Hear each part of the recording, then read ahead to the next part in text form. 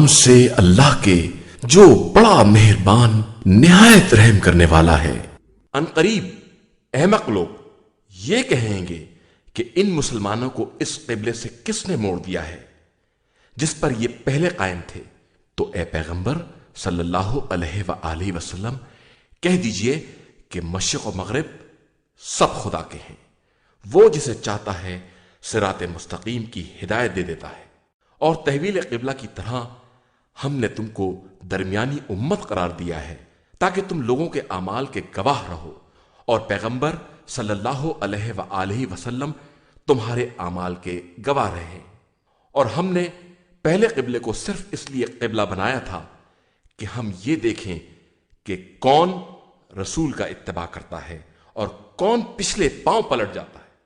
اگرچہ یہ قبلہ ان لوگوں کے علاوہ سب پر گرا ہے جن کی اللہ نے ہدایت کر دی ہے، اور خدا ایمان کو ضائع نہیں کرنا چاہتا، وہ بندوں کے حال پر مہربان اور رحم کرنے والا ہے۔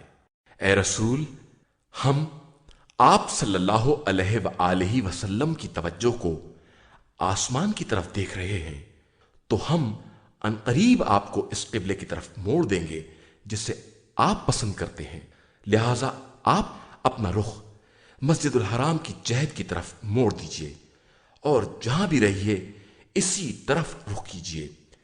اہل کتاب خوب جانتے ہیں کہ خدا کی طرف سے یہی برحق ہے، اور اللہ ان لوگوں کے اعمال سے غافل نہیں ہے۔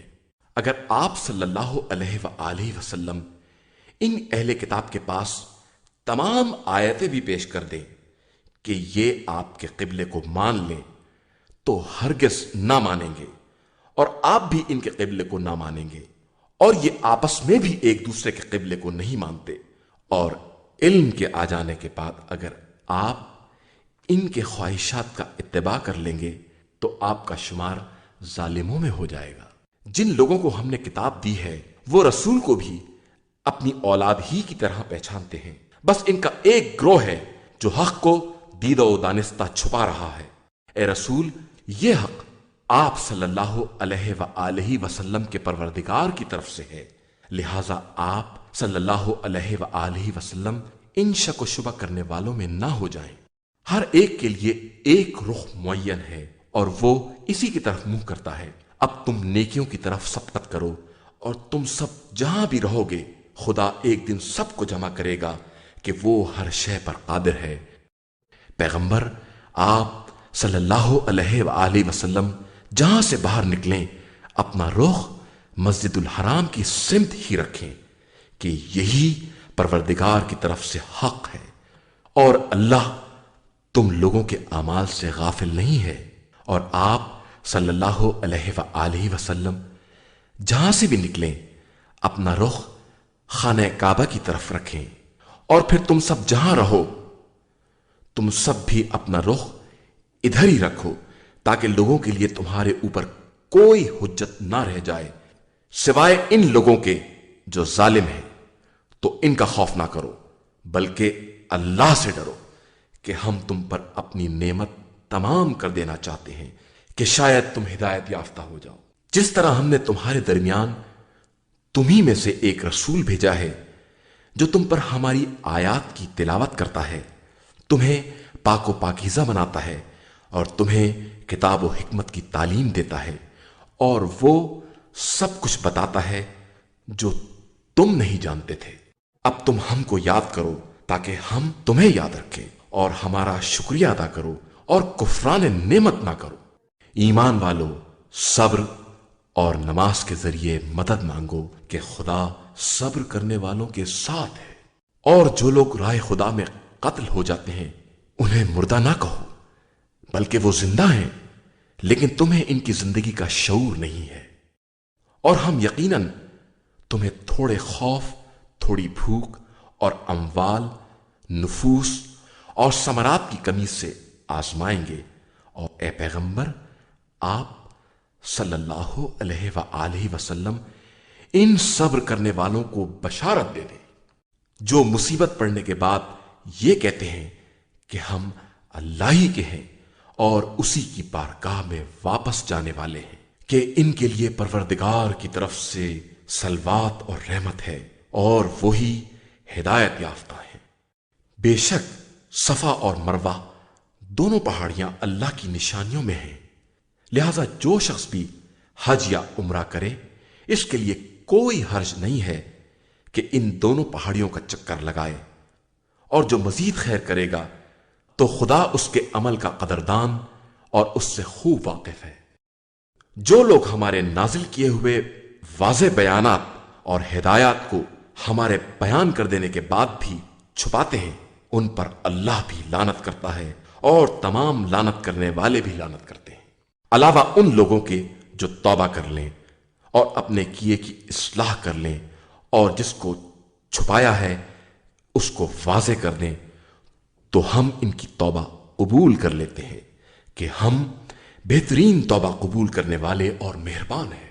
جو لوگ کافر ہو گئے اور اسی حالت کفر میں مر گئے، ان پر اللہ، ملائکہ اور تمام انسانوں کی لعنت ہے، وہ اسی لعنت میں ہمیشہ رہیں گے کہ نہ ان کے عذاب میں تخفیف ہوگی اور نہ انہیں مہلت دی جائے گی، اور تمہارا خدا بس ایک ہے، اس کے علاوہ کوئی خدا نہیں، وہی رحمان بھی ہے اور وہی رحیم بھی ہے۔ بے شک زمین و آسمان کی خلقت، روز و شب کی آمد و رفت، ان کشتیوں میں جو دریاؤں میں لوگوں کے فائدے کے لیے چلتی ہیں، اور اس پانی میں جسے خدا نے آسمان سے نازل کر کے اس کے ذریعے مردہ زمینوں کو زندہ کر دیا ہے، اور اس میں طرح طرح کے چوپائے پھیلا دیے ہیں، اور ہواؤں کے چلانے میں اور آسمان و زمین کے درمیان مسخر کیے جانے والے بادل میں صاحبان عقل کے لیے اللہ کی نشانیاں پائی جاتی ہیں۔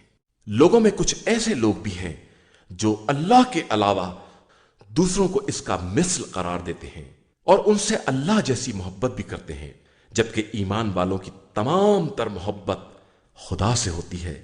اور اے کاش ظالمین اس بات کو اس وقت دیکھ لیتے جو عذاب کو دیکھنے کے بعد سمجھیں گے کہ ساری قوت صرف اللہ کے لیے ہے اور اللہ سخت ترین عذاب کرنے والا ہے۔ اس وقت جب کہ پیر اپنے مریدوں سے بیزاری کا اظہار کریں گے اور سب کے سامنے عذاب ہوگا اور تمام وسائل منقطع ہو چکے ہوں گے، اور مرید بھی یہ کہیں گے کہ اے کاش ہم نے ان سے اس طرح بیزاری اختیار کی ہوتی جس طرح آج یہ ہم سے نفرت کر رہے ہیں۔ خدا ان سب کے اعمال کو اسی طرح حسرت بنا کر پیش کرے گا، اور ان میں سے کوئی جہنم سے نکلنے والا نہیں ہے۔ اے انسانوں، زمین میں جو کچھ بھی حلال و طیب ہے اسے استعمال کرو، اور شیطانی اقدامات کا اتباع نہ کرو کہ وہ تمہارا کھلا ہوا دشمن ہے۔ وہ بس تمہیں بد عملی اور بدکاری کا حکم دیتا ہے اور اس بات پر آمادہ کرتا ہے کہ خدا کے خلاف جہالت کی باتیں کرتے رہو۔ جب ان سے کہا جاتا ہے کہ جو کچھ خدا نے نازل کیا ہے اس کا اتباع کرو، تو کہتے ہیں کہ ہم اس کا اتباع کریں گے جس پر ہم نے اپنے باپ دادا کو پایا ہے۔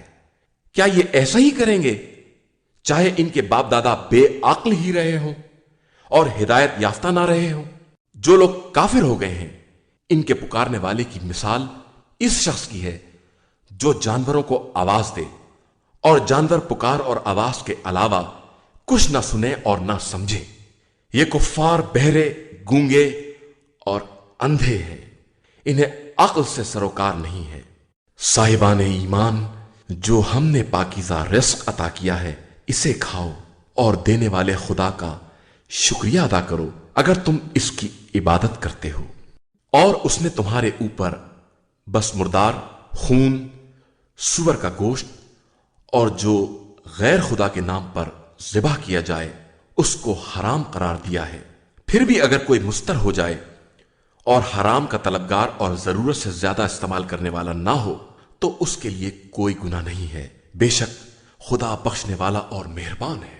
جو لوگ خدا کی نازل کی ہوئی کتاب کے احکام کو چھپاتے ہیں اور اسے تھوڑی قیمت پر بیچ ڈالتے ہیں، وہ در حقیقت اپنے پیٹ میں صرف آگ بھر رہے ہیں، اور خدا روز قیامت ان سے بات بھی نہ کرے گا اور نہ انہیں پاکیزہ قرار دے گا، اور ان کے لیے دردناک عذاب ہے۔ یہی وہ لوگ ہیں جنہوں نے گمراہی کو ہدایت کے عوض اور عذاب کو مغفرت کے عوض خرید لیا ہے، آخر یہ آتش جہنم پر کس قدر صبر کریں گے؟ یہ عذاب صرف اس لیے ہے کہ اللہ نے کتاب کو حق کے ساتھ نازل کیا ہے اور اس میں اختلاف کرنے والے حق سے بہت دور ہو کر جھگڑے کر رہے ہیں۔ نیکی یہ نہیں ہے کہ اپنا رخ مشرق اور مغرب کی طرف کر لو، بلکہ نیکی اس شخص کا حصہ ہے جو اللہ، آخرت، ملائکہ، کتاب اور انبیاء پر ایمان لے آئے اور محبت خدا میں قرابت داروں، یتیموں، مسکینوں، غربت زدہ مسافروں، سوال کرنے والوں اور غلاموں کی آزادی کے لیے مال دے اور نماز قائم کرے اور زکوٰۃ ادا کرے اور جو بھی عہد کرے اسے پورا کرے اور فقر و فاقے میں اور پریشانیوں اور بیماریوں میں اور میدان جنگ کے حالات میں صبر کرنے والے ہوں، تو یہی لوگ اپنے دعوی ایمان و احسان میں سچے ہیں اور یہی صاحبان تقوی اور پرہیزگار ہیں۔ ایمان والو، تمہارے اوپر مقتولین کے بارے میں قصاص لکھ دیا گیا ہے، آزاد کے بدلے آزاد اور غلام کے بدلے غلام اور عورت کے بدلے عورت۔ اب اگر کسی کو مقتول کے وارث کی طرف سے معافی مل جائے تو نیکی کا اتباع کرے اور احسان کے ساتھ اس کے حق کو ادا کر دے، یہ پروردگار کی طرف سے تمہارے حق میں تخفیف اور رحمت ہے۔ لیکن اب جو شخص زیادتی کرے گا اس کے لیے دردناک عذاب بھی ہے۔ صاحبان عقل، تمہارے لیے قصاص میں زندگی ہے کہ شاید تم اس سے متقی بن جاؤ۔ تمہارے اوپر یہ بھی لکھ دیا ہے کہ تم میں سے کسی کی موت سامنے آ جائے تو اگر کوئی مال چھوڑا ہے تو اپنے ماں باپ اور قرابت داروں کے لیے وصیت کر دے، یہ صاحبان تقوی پر ایک طرح کا حق ہے۔ اس کے بعد وصیت کو سن کر جو شخص تبدیل کر دے گا اس کا گناہ تبدیل کرنے والے پر ہوگا، تم پر نہیں۔ خدا سب کا سننے والا اور سب کے حالات سے باخبر ہے۔ پھر اگر کوئی شخص وصیت کرنے والے کی طرف سے طرفداری یا ناانصافی کا خوف رکھتا ہو اور وہ ورثے میں صلح کرا دے تو اس پر کوئی گناہ نہیں ہے، اللہ بڑا بخشنے والا اور مہربان ہے۔ صاحبان ایمان، تمہارے اوپر روزے اسی طرح لکھ دیے گئے ہیں جس طرح تمہارے پہلے والوں پر لکھے گئے تھے، شاید تم اسی طرح متقی بن۔ یہ روزے صرف چند دن کے ہیں، لیکن اس کے بعد بھی کوئی شخص مریض ہے یا سفر میں ہے تو اتنے ہی دن دوسرے زمانے میں رکھ لے گا، اور جو لوگ صرف شدت اور مشقت کی بنا پر روزے نہیں رکھ سکتے ہیں وہ ایک مسکین کو کھانا کھلا دیں، اور اگر اپنی طرف سے زیادہ نیکی کر دیں تو اور بہتر ہے، لیکن روزہ رکھنا بہرحال تمہارے حق میں بہتر ہے اگر تم صاحبان علم و خبر ہو۔ ماہ رمضان وہ مہینہ ہے جس میں قرآن نازل کیا گیا ہے جو لوگوں کے لیے ہدایت ہے، اور اس میں ہدایت اور حق و باطل کے امتیاز کی واضح نشانیاں موجود ہیں۔ لہذا جو شخص اس مہینے میں حاضر رہے اس کا فرض ہے کہ روزے رکھے، اور جو مریض یا مسافر ہو وہ اتنے ہی دن دوسرے زمانے میں رکھے۔ خدا تمہارے بارے میں آسانی چاہتا ہے، زحمت نہیں چاہتا، اور اتنے ہی دن کا حکم اس لیے ہے کہ تم عدد پورے کر دو اور اللہ کی دی ہوئی ہدایت پر اس کی کبریائی کا اقرار کرو، اور شاید اس طرح تم اس کے شکر گزار بندے بن جاؤ۔ اور پیغمبر صلی اللہ علیہ وآلہ وسلم، اگر میرے بندے تم سے میرے بارے میں سوال کریں تو میں ان سے قریب ہوں، پکارنے والے کی آواز سنتا ہوں جب بھی پکارتا ہے، لہذا مجھ سے طلب قبولیت کریں اور مجھی پر ایمان و اعتماد رکھیں کہ شاید اس طرح راہ راست پر آ جائیں۔ تمہارے لیے ماہ رمضان کی رات میں عورتوں کے پاس جانا حلال کر دیا گیا ہے، وہ تمہارے لیے پردہ پوش ہیں اور تم ان کے لیے۔ خدا کو معلوم ہے کہ تم اپنے ہی نفس سے خیانت کرتے تھے تو اس نے تمہاری توبہ قبول کر کے تمہیں معاف کر دیا۔ اب تم با اطمینان مباشرت کرو، اور جو خدا نے تمہارے لیے مقدر کیا ہے اس کی آرزو کرو، اور اس وقت تک کھا پی سکتے ہو جب تک فجر کا سیاہ ڈورا سفید ڈورے سے نمایاں نہ ہو جائے، اس کے بعد رات کی سیاہی تک روزہ پورا کرو، اور خبردار مسجدوں میں اعتکاف کے موقع پر عورتوں سے مباشرت نہ کرنا۔ یہ سب مقررہ حدود الہی ہیں، ان کے قریب بھی نہ جانا۔ اللہ اس طرح اپنی آیتوں کو لوگوں کے لیے واضح طور پر بیان کرتا ہے کہ شاید وہ متقی اور پرہیزگار بن جائیں۔ اور خبردار، ایک دوسرے کا مال ناجائز طریقے سے نہ کھانا، اور نہ حکام کے حوالے کر دینا کہ رشوت دے کر حرام طریقے سے لوگوں کے اموال کو کھا جاؤ، جبکہ تم جانتے ہو کہ یہ تمہارا مال نہیں ہے۔ اے پیغمبر، یہ لوگ آپ صلی اللہ علیہ وآلہ وسلم سے چاند کے بارے میں سوال کرتے ہیں، تو فرما دیجئے کہ یہ لوگوں کے لیے اور حج کے لیے وقت معلوم کرنے کا ذریعہ ہے، اور یہ کوئی نیکی نہیں ہے کہ مکانات میں پچھواڑے کی طرف سے آؤ، بلکہ نیکی ان کے لیے ہے جو پرہیزگار ہوں اور مکانات میں دروازوں کی طرف سے آئیں، اور اللہ سے ڈرو، شاید تم کامیاب ہو جاؤ۔ جو لوگ تم سے جنگ کرتے ہیں، تم بھی ان سے رائے خدا میں جہاد کرو، اور زیادتی نہ کرو کہ خدا زیادتی کرنے والوں کو دوست نہیں رکھتا۔ اور ان مشرکوں کو جہاں پاؤ قتل کر دو، اور جس طرح انہوں نے تم کو آوارۂ وطن کر دیا ہے، تم بھی انہیں نکال باہر کر دو۔ اور فتنہ پردازی تو قتل سے بھی بدتر ہے، اور ان سے مسجد الحرام کے پاس اس وقت تک جنگ نہ کرنا جب تک وہ تم سے جنگ نہ کریں۔ اس کے بعد جنگ چھیڑ دیں تو تم بھی چپ نہ بیٹھو اور جنگ کرو، کہ یہی کافرین کی سزا ہے۔ پھر اگر جنگ سے باز آ جائیں تو خدا بڑا بخشنے والا اور مہربان ہے۔ اور ان سے اس وقت تک جنگ جاری رکھو جب تک سارا فتنہ ختم نہ ہو جائے اور دین صرف اللہ کا نہ رہ جائے۔ پھر اگر وہ لوگ باز آ جائیں تو ظالمین کے علاوہ کسی پر زیادتی جائز نہیں ہے۔ شہر حرام کا جواب شہر حرام ہے، اور حرمات کا بھی قصاص ہے، لہذا جو تم پر زیادتی کرے تم بھی ویسا ہی برتاؤ کرو جیسی زیادتی اس نے کی ہے، اور اللہ سے ڈرتے رہو، اور یہ سمجھ لو کہ خدا پرہیزگاروں ہی کے ساتھ ہے۔ اور راہ خدا میں خرچ کرو، اور اپنے نفس کو ہلاکت میں نہ ڈالو، نیک برتاؤ کرو کہ خدا نیک عمل کرنے والوں کے ساتھ ہے۔ حج اور عمرہ کو اللہ کے لیے تمام کرو۔ اب اگر گرفتار ہو جاؤ تو جو قربانی ممکن ہو دے دو، اور اس وقت تک سر نہ منڈواؤ جب تک قربانی اپنی منزل تک نہ پہنچ جائے۔ اب جو تم میں سے مریض ہے یا اس کے سر میں کوئی تکلیف ہے تو وہ روزہ یا صدقہ یا قربانی دے دے۔ پھر جب اطمینان ہو جائے تو جس نے عمرہ سے حج تمتع کا ارادہ کیا ہے وہ ممکنہ قربانی دے دے، اور قربانی نہ مل سکے تو 3 روزے حج کے دوران اور 7 واپس آنے کے بعد رکھے، کہ اس طرح 10 پورے ہو جائیں۔ یہ حج تمتع اور قربانی ان لوگوں کے لیے ہے جن کے اہل مسجد الحرام کے حاضر شمار نہیں ہوتے۔ اور اللہ سے ڈرتے رہو، اور یاد رکھو کہ خدا کا عذاب بہت سخت ہے۔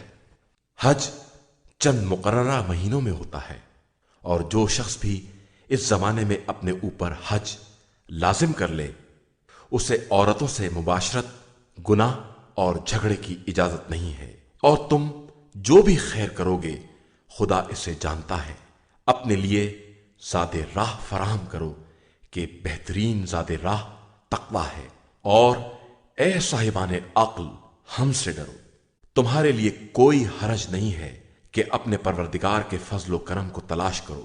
پھر جب عرفات سے کوچ کرو تو مشعر الحرام کے پاس ذکر خدا کرو، اور اس طرح ذکر کرو جس طرح اس نے ہدایت دی ہے، اگرچہ تم لوگ اس کے پہلے گمراہوں میں سے تھے۔ پھر تمام لوگوں کی طرح تم بھی کوچ کرو اور اللہ سے استغفار کرو کہ اللہ بڑا بخشنے والا اور مہربان ہے۔ پھر جب سارے مناسک تمام کر لو تو خدا کو اسی طرح یاد رکھو جس طرح اپنے باپ دادا کو یاد کرتے ہو، بلکہ اس سے بھی زیادہ کہ بعض لوگ ایسے ہیں جو کہتے ہیں کہ پروردگار ہمیں دنیا ہی میں نیکی دے دے اور ان کا آخرت میں کوئی حصہ نہیں ہے۔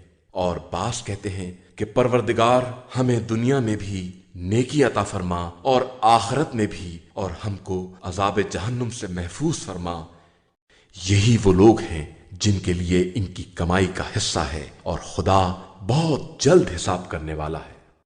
اور چند معین دنوں میں ذکر خدا کرو، اس کے بعد جو 2 دن کے اندر جلدی کرے گا اس پر بھی کوئی گناہ نہیں ہے، اور جو تاخیر کرے گا اس پر بھی کوئی گناہ نہیں ہے، بشرطے کہ پرہیزگار رہا ہو۔ اور اللہ سے ڈرو، اور یہ یاد رکھو تم سب اسی کی طرف محشور کیے جاؤ گے۔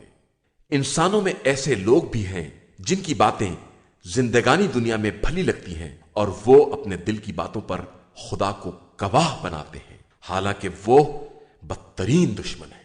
اور جب آپ صلی اللہ علیہ وآلہ وسلم کے پاس سے منہ پھیرتے ہیں تو زمین میں فساد برپا کرنے کی کوشش کرتے ہیں، اور کھیتیوں اور نسلوں کو برباد کرتے ہیں، جبکہ خدا فساد کو پسند نہیں کرتا ہے۔ جب ان سے کہا جاتا ہے کہ تقوی الہی اختیار کرو تو غرور گناہ کے آڑے آ جاتا ہے۔ ایسے لوگوں کے لیے جہنم کافی ہے جو بدترین ٹھکانہ ہے۔ اور لوگوں میں وہ بھی ہیں جو اپنے نفس کو مرضی پروردگار کے لیے بیچ ڈالتے ہیں، اور اللہ اپنے بندوں پر بڑا مہربان ہے۔ ایمان والو، تم سب مکمل طریقے سے اسلام میں داخل ہو جاؤ، اور شیطانی اقدامات کا اتباع نہ کرو کہ وہ تمہارا کھلا ہوا دشمن ہے۔ پھر اگر کھلی نشانیوں کے آ جانے کے بعد لغزش پیدا ہو جائے تو یاد رکھو کہ خدا سب پر غالب ہے اور صاحب حکمت ہے۔ یہ لوگ اس بات کا انتظار کر رہے ہیں کہ ابر کے سائے کے پیچھے عذاب خدا یا ملائکہ آ جائیں اور ہر امر کا فیصلہ ہو جائے، اور سارے امور کی بازگشت تو خدا ہی کی طرف ہے۔ ذرا بنی اسرائیل سے پوچھئے کہ ہم نے انہیں کس قدر نعمتیں عطا کی ہیں، اور جو شخص بھی نعمتوں کے آ جانے کے بعد انہیں تبدیل کر دے گا وہ یاد رکھے کہ خدا کا عذاب بہت شدید ہوتا ہے۔ اصل میں کافروں کے لیے زندگانی دنیا آراستہ کر دی گئی ہے، اور وہ صاحبان ایمان کا مذاق اڑاتے ہیں، حالانکہ قیامت کے دن متقی اور پرہیزگار افراد کا درجہ ان سے کہیں زیادہ بالا تر ہوگا، اور اللہ جس کو چاہتا ہے بے حساب رزق دیتا ہے۔ فطری اعتبار سے سارے انسان ایک قوم تھے، پھر اللہ نے بشارت دینے والے اور ڈرانے والے انبیاء بھیجے، اور ان کے ساتھ برحق کتاب نازل کی تاکہ لوگوں کے اختلافات کا فیصلہ کریں، اور اصل اختلاف انہی لوگوں نے کیا ہے جنہیں کتاب مل گئی ہے، اور ان پر آیات واضح ہو گئیں صرف بغاوت اور تعدی کی بنا پر۔ تو خدا نے ایمان والوں کو ہدایت دے دی، اور انہوں نے اختلافات میں حکم الہی سے حق دریافت کر لیا، اور وہ تو جس کو چاہتا ہے صراط مستقیم کی ہدایت دے دیتا ہے۔ کیا تمہارا خیال ہے کہ تم آسانی سے جنت میں داخل ہو جاؤ گے، جبکہ ابھی تمہارے سامنے سابق امتوں کی مثال پیش نہیں آئی جنہیں فقر و فاقہ اور پریشانیوں نے گھیر لیا، اور اتنے جھٹکے دیے گئے کہ خود رسول اور ان کے ساتھیوں نے یہ کہنا شروع کر دیا کہ آخر خدائی امداد کب آئے گی؟ تو آگاہ ہو جاؤ کہ خدائی امداد بہت قریب ہے۔ پیغمبر، یہ لوگ آپ صلی اللہ علیہ وآلہ وسلم سے سوال کرتے ہیں کہ رائے خدا میں کیا خرچ کریں، تو آپ صلی اللہ علیہ وآلہ وسلم کہہ دیجئے کہ جو بھی خرچ کرو گے وہ تمہارے والدین، قرابت دار، ایتام، مساکین اور غربت زدہ مسافروں کے لیے ہوگا، اور جو بھی کار خیر کرو گے خدا اسے خوب جانتا ہے۔ تمہارے اوپر جہاد فرض کیا گیا ہے، اور وہ تمہیں ناگوار ہے، اور یہ ممکن ہے کہ جسے تم برا سمجھتے ہو وہ تمہارے حق میں بہتر ہو، اور جسے تم دوست رکھتے ہو وہ برا ہو۔ خدا سب کو جانتا ہے اور تم نہیں جانتے ہو۔ پیغمبر، یہ آپ صلی اللہ علیہ وآلہ وسلم سے محترم مہینوں کے جہاد کے بارے میں سوال کرتے ہیں، تو آپ صلی اللہ علیہ وآلہ وسلم کہہ دیجئے کہ ان میں جنگ کرنا گناہ کبیرہ ہے، اور راہ خدا سے روکنا اور خدا اور مسجد الحرام کی حرمت کا انکار ہے، اور اہل مسجد الحرام کا وہاں سے نکال دینا خدا کی نگاہ میں جنگ سے بھی بدتر گناہ ہے۔ اور فتنہ تو قتل سے بھی بڑا جرم ہے، اور یہ کفار برابر تم لوگوں سے جنگ کرتے رہیں گے یہاں تک کہ ان کے امکان میں ہو کہ تم کو تمہارے دین سے پلٹا دیں، اور جو بھی اپنے دین سے پلٹ جائے گا اور کفر کی حالت میں مر جائے گا اس کے سارے اعمال برباد ہو جائیں گے اور وہ جہنمی ہوگا اور وہیں ہمیشہ رہے گا۔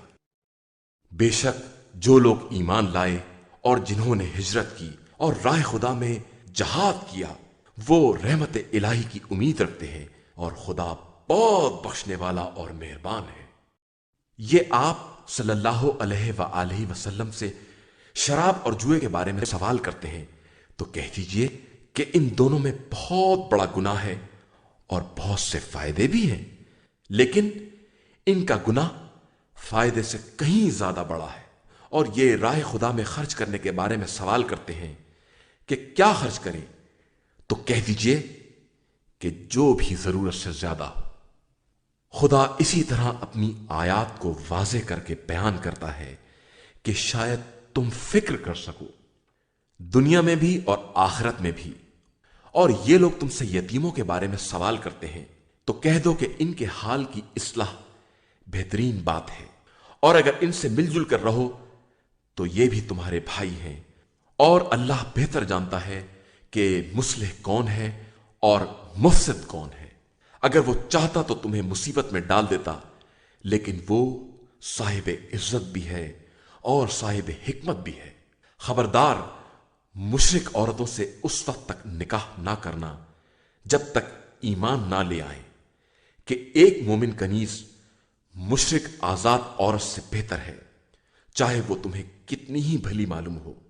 اور مشرکین کو بھی لڑکیاں نہ دینا جب تک مسلمان نہ ہو جائیں کہ مسلمان غلام آزاد مشرک سے بہتر ہے، چاہے وہ تمہیں کتنا ہی اچھا کیوں نہ معلوم ہو۔ یہ مشرکین تمہیں جہنم کی دعوت دیتے ہیں اور خدا اپنے حکم سے جنت اور مغفرت کی دعوت دیتا ہے، اور اپنی آیتوں کو واضح کر کے بیان کرتا ہے کہ شاید یہ لوگ سمجھ سکیں۔ اور اے پیغمبر صلی اللہ علیہ وآلہ وسلم، یہ لوگ تم سے ایام حیض کے بارے میں سوال کرتے ہیں تو کہہ دو کہ حیض ایک اذیت اور تکلیف ہے، لہذا اس زمانے میں عورتوں سے الگ رہو، اور جب تک پاک نہ ہو جائیں ان کے قریب نہ جاؤ، پھر جب پاک ہو جائیں تو جس طرح سے خدا نے حکم دیا ہے اس طرح سے ان کے پاس جاؤ۔ بتحقیق خدا توبہ کرنے والوں اور پاکیزہ رہنے والوں کو دوست رکھتا ہے۔ تمہاری عورتیں تمہاری کھیتیاں ہیں، لہذا اپنی کھیتی میں جہاں چاہو داخل ہو جاؤ، اور اپنے واسطے پیشگی اعمال خدا کی بارگاہ میں بھیج دو اور اس سے ڈرتے رہو۔ یہ سمجھو کہ تمہیں اس سے ملاقات کرنا ہے، اور صاحبان ایمان کو بشارت دے دو۔ خبردار، خدا کو اپنی قسموں کا نشانہ نہ بناؤ کہ قسموں کو نیکی کرنے، تقوی اختیار کرنے اور لوگوں کے درمیان اصلاح کرنے میں مانے بنا دو۔ اللہ سب کچھ سننے اور جاننے والا ہے۔ خدا تمہاری لغو اور غیر ارادی قسموں کا مواخذہ نہیں کرتا ہے، لیکن جس کو تمہارے دلوں نے حاصل کیا ہے اس کا ضرور مواخذہ کرے گا۔ وہ بخشنے والا بھی ہے اور برداشت کرنے والا بھی ہے۔ جو لوگ اپنی بیویوں سے ترک جماع کی قسم کھا لیتے ہیں انہیں 4 مہینے کی مہلت ہے، اس کے بعد واپس آ گئے تو خدا غفور و رحیم ہے۔ اور طلاق کا ارادہ کریں تو خدا سن بھی رہا ہے اور دیکھ بھی رہا ہے۔ مطلقہ عورتیں 3 حیض تک انتظار کریں، اور انہیں حق نہیں ہے کہ جو کچھ خدا نے ان کے رحم میں پیدا کیا ہے اس کی پردہ پوشی کریں، اگر ان کا ایمان اللہ اور آخرت پر ہے، اور پھر ان کے شوہر اس مدت میں انہیں واپس کر لینے کے زیادہ حقدار ہیں اگر اصلاح چاہتے ہیں۔ اور عورتوں کے لیے ویسے ہی حقوق بھی ہیں جیسی ذمہ داریاں ہیں، اور مردوں کو ان پر ایک امتیاز حاصل ہے، اور خدا صاحب عزت و حکمت ہے۔ طلاق 2 مرتبہ دی جائے گی، اس کے بعد یا نیکی کے ساتھ روک لیا جائے گا یا حسن سلوک کے ساتھ آزاد کر دیا جائے گا، اور تمہارے لیے جائز نہیں ہے کہ جو کچھ انہیں دے دیا ہے اس میں سے کچھ واپس لو، مگر یہ کہ یہ اندیشہ ہو کہ دونوں حدود الہی کو قائم نہ رکھ سکیں گی۔ تو جب تمہیں یہ خوف پیدا ہو جائے کہ دونوں حدود الہی کو قائم نہ رکھ سکیں گی تو دونوں کے لیے آزادی ہے اس فدیے کے بارے میں جو عورت مرد کو دے، لیکن یہ حدود الہیہ ہیں، ان سے تجاوز نہ کرنا، اور جو حدود الہی سے تجاوز کرے گا وہ ظالمین میں شمار ہوگا۔ پھر اگر تیسری مرتبہ طلاق دے دی تو عورت مرد کے لیے حلال نہ ہوگی یہاں تک کہ دوسرا شوہر کرے۔ پھر اگر وہ طلاق دے دے تو دونوں کے لیے کوئی حرج نہیں ہے کہ آپس میں میل کر لیں اگر یہ خیال ہے کہ حدود الہیہ کو قائم رکھ سکیں گے۔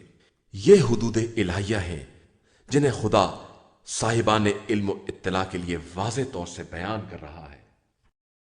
اور جب تم عورتوں کو طلاق دو اور وہ مدت عدت کے خاتمے کے قریب پہنچ جائیں تو یا انہیں اصلاح اور حسن معاشرت کے ساتھ روک لو یا انہیں حسن سلوک کے ساتھ آزاد کر دو، اور خبردار نقصان پہنچانے کی غرض سے انہیں نہ روکنا کہ ان پر ظلم کرو، کہ جو ایسا کرے گا وہ خود اپنے نفس پر ظلم کرے گا، اور خبردار آیات الہی کو مذاق نہ بناؤ۔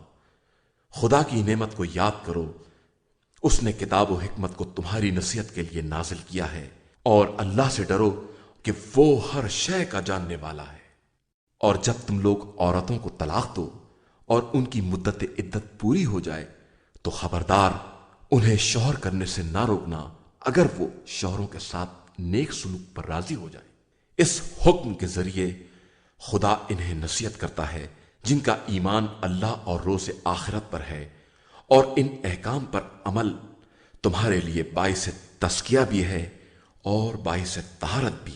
اللہ سب کچھ جانتا ہے اور تم نہیں جانتے ہو۔ اور مائیں اپنی اولاد کو 2 برس کامل دودھ پلائیں گی۔ جو رضاعت کو پورا کرنا چاہے گا، اس درمیان صاحب اولاد کا فرض ہے کہ ماؤں کی روٹی اور کپڑے کا مناسب طریقے سے انتظام کرے۔ کسی شخص کو اس کی وسعت سے زیادہ تکلیف نہیں دی جا سکتی۔ نہ ماں کو اس کی اولاد کے ذریعے تکلیف دینے کا حق ہے اور نہ باپ کو اس کی اولاد کے ذریعے، اور وارث کی بھی ذمہ داری ہے کہ وہ اسی طرح اجرت کا انتظام کرے۔ پھر اگر دونوں باہمی رضامندی اور مشورے سے دودھ چھڑانا چاہیں تو کوئی حرج نہیں ہے، اور اگر تم اپنی اولاد کے لیے دودھ پلانے والی تلاش کرنا چاہو تو اس میں بھی کوئی حرج نہیں ہے، بشرطے کہ متعارف طریقے کی اجرت ادا کر دو۔ اور اللہ سے ڈرو اور یہ سمجھو کہ وہ تمہارے اعمال کو خوب دیکھ رہا ہے۔ اور جو لوگ تم میں سے بیویاں چھوڑ کر مر جائیں، ان کی بیویاں 4 مہینے 10 دن انتظار کریں۔ جب یہ مدت پوری ہو جائے تو جو مناسب کام اپنے حق میں کریں، اس میں کوئی حرج نہیں ہے۔ خدا تمہارے اعمال سے خوب باخبر ہے۔ تمہارے لیے نکاح کے پیغام کی پیشکش یا دل ہی دل میں پوشیدہ ارادے میں کوئی حرج نہیں ہے۔ خدا کو معلوم ہے کہ تم بعد میں ان سے تذکرہ کرو گے، لیکن فی الحال خفیہ وعدہ بھی نہ لو، صرف کوئی نیک بات کہہ دو تو کوئی حرج نہیں ہے۔ اور جب تک مقررہ مدت پوری نہ ہو جائے عقد نکاح کا ارادہ نہ کرنا۔ یہ یاد رکھو کہ خدا تمہارے دل کی باتیں خوب جانتا ہے، لہذا اس سے ڈرتے رہو اور یہ جان لو کہ وہ غفور بھی ہے اور حلیم و بردبار بھی۔ اور تم پر کوئی ذمہ داری نہیں ہے اگر تم نے عورتوں کو اس وقت طلاق دے دی جبکہ ان کو چھوا بھی نہیں ہے اور ان کے لیے کوئی مہر بھی معین نہیں کیا ہے، البتہ انہیں کچھ مال و متاع دے دو، مالدار اپنی حیثیت کے مطابق اور غریب اپنی حیثیت کے مطابق۔ یہ متاع بقدر مناسب ہونا ضروری ہے کہ یہ نیک کرداروں پر ایک حق ہے۔ اور اگر تم نے ان کو چھونے سے پہلے طلاق دے دی اور ان کے لیے مہر معین کر چکے تھے تو معین مہر کا نصف دینا ہوگا، مگر یہ کہ وہ خود معاف کر دیں یا ان کا ولی معاف کر دے، اور معاف کر دینا تقوی سے زیادہ قریب تر ہے۔ اور آپس میں بزرگی کو فراموش نہ کرو، خدا تمہارے اعمال کو خوب دیکھ رہا ہے۔ اپنی تمام نمازوں اور بالخصوص نماز وسطی کی محافظت اور پابندی کرو، اور اللہ کی بارگاہ میں خشوع و خضوع کے ساتھ کھڑے ہو جاؤ۔ پھر اگر خوف کی حالت ہو تو پیدل، سوار جس طرح ممکن ہو نماز ادا کرو، اور جب اطمینان ہو جائے تو اس طرح ذکر خدا کرو جس طرح اس نے تمہاری لا علمی میں تمہیں بتایا ہے۔ اور جو لوگ مدت حیات پوری کر رہے ہوں اور ازواج کو چھوڑ کر جا رہے ہوں، انہیں چاہیے کہ اپنی ازواج کے لیے 1 سال کے خرچ اور گھر سے نہ نکالنے کی وصیت کر کے جائیں۔ پھر اگر وہ خود سے نکل جائیں تو تمہارے لیے کوئی حرج نہیں ہے، وہ اپنے بارے میں جو بھی مناسب کام انجام دے، خدا صاحب عزت اور صاحب حکمت بھی ہے۔ اور مطلقات کے لیے مناسب مال و متاع ضروری ہے کہ یہ صاحبان تقوی پر ایک حق ہے۔ اسی طرح پروردگار اپنی آیات کو بیان کرتا ہے کہ شاید تمہیں عقل آ جائے۔ کیا تم نے ان لوگوں کو نہیں دیکھا جو ہزاروں کی تعداد میں اپنے گھروں سے نکل پڑے موت کے خوف سے، اور خدا نے انہیں موت کا حکم دے دیا اور پھر زندہ کر دیا کہ خدا لوگوں پر بہت فضل کرنے والا ہے، لیکن اکثر لوگ شکریہ نہیں ادا کرتے ہیں۔ اور راہ خدا میں جہاد کرو، اور یاد رکھو کہ خدا سننے والا بھی ہے اور جاننے والا بھی ہے۔ کون ہے جو خدا کو قرض حسن دے اور پھر خدا اسے کئی گنا کر کے واپس کر دے؟ خدا کم بھی کر سکتا ہے اور زیادہ بھی، اور تم سب اسی کی بارگاہ میں پلٹائے جاؤ گے۔ کیا تم نے موسیٰ کے بعد بنی اسرائیل کی اس جماعت کو نہیں دیکھا جس نے اپنے نبی سے کہا کہ ہمارے واسطے ایک بادشاہ مقرر کیجئے تاکہ ہم راہ خدا میں جہاد کریں؟ نبی نے فرمایا کہ اندیشہ یہ ہے کہ تم پر جہاد واجب ہو جائے تو تم جہاد نہ کرو۔ ان لوگوں نے کہا کہ ہم کیوں کر جہاد نہ کریں گے جبکہ ہمیں ہمارے گھروں اور بال بچوں سے الگ نکال باہر کر دیا گیا ہے۔ اس کے بعد جب جہاد واجب کر دیا گیا تو تھوڑے سے افراد کے علاوہ سب منحرف ہو گئے، اور اللہ ظالمین کو خوب جانتا ہے۔ ان کے پیغمبر نے کہا کہ اللہ نے تمہارے لیے طالوت کو حاکم مقرر کیا ہے۔ ان لوگوں نے کہا کہ یہ کس طرح حکومت کریں گے، ان کے پاس تو مال کی فراوانی نہیں ہے، ان سے زیادہ تو ہم ہی حقدار حکومت ہیں۔ نبی نے جواب دیا کہ انہیں اللہ نے تمہارے لیے منتخب کیا ہے اور علم و جسم میں وسعت عطا فرمائی ہے، اور اللہ جسے چاہتا ہے اپنا ملک دے دیتا ہے کہ وہ صاحب وسعت بھی ہے اور صاحب علم بھی۔ اور ان کے پیغمبر نے یہ بھی کہا کہ ان کی حکومت کی نشانی یہ ہے کہ یہ تمہارے پاس وہ تابوت لے آئیں گے جس میں پروردگار کی طرف سے سامان سکون اور آل موسیٰ اور آل ہارون کا چھوڑا ہوا ترکہ بھی ہے۔ اس تابوت کو ملائکہ اٹھائے ہوئے ہوں گے، اور اس میں تمہارے لیے قدرت پروردگار کی نشانی بھی ہے اگر تم صاحبان ایمان ہو۔ اس کے بعد جب طالوت لشکر لے کر چلے تو انہوں نے کہا کہ اب خدا ایک نہر کے ذریعے تمہارا امتحان لینے والا ہے، جو اس میں سے پی لے گا وہ مجھ سے نہ ہوگا، اور جو نہ چکھے گا وہ مجھ سے ہوگا، مگر یہ کہ ایک چلو پانی لے لے۔ نتیجہ یہ ہوا کہ سب نے پانی پی لیا سوائے چند افراد۔ پھر جب وہ صاحبان ایمان کو لے کر آگے بڑھے تو لوگوں نے کہا کہ آج تو جالوت اور اس کے لشکروں کے مقابلے کی ہمت نہیں ہے۔ اور ایک جماعت نے جسے خدا سے ملاقات کرنے کا خیال تھا کہا کہ اکثر چھوٹے چھوٹے گروہ بڑی بڑی جماعتوں پر حکم خدا سے غالب آ جاتے ہیں، اور اللہ صبر کرنے والوں کے ساتھ ہے۔ اور یہ لوگ جب جالوت اور اس کے لشکروں کے مقابلے کے لیے نکلے تو انہوں نے کہا کہ خدایا ہمیں بے پناہ صبر عطا فرما، ہمارے قدموں کو ثبات دے اور ہمیں کافروں کے مقابلے میں نصرت عطا فرما۔ نتیجہ یہ ہوا کہ ان لوگوں نے جالوت کے لشکر کو خدا کے حکم سے شکست دے دی، اور داؤد نے جالوت کو قتل کر دیا، اور اللہ نے انہیں ملک اور حکمت عطا کر دی اور اپنے علم سے جس قدر چاہا دے دیا۔ اور اگر اسی طرح خدا باس کو باس سے نہ روکتا رہتا تو ساری زمین میں فساد پھیل جاتا، لیکن خدا عالمین پر بڑا فضل کرنے والا ہے۔ یہ آیات الہیہ ہے جن کو ہم واقعیت کے ساتھ آپ صلی اللہ علیہ وآلہ وسلم کو پڑھ کر سناتے ہیں، اور آپ صلی اللہ علیہ وآلہ وسلم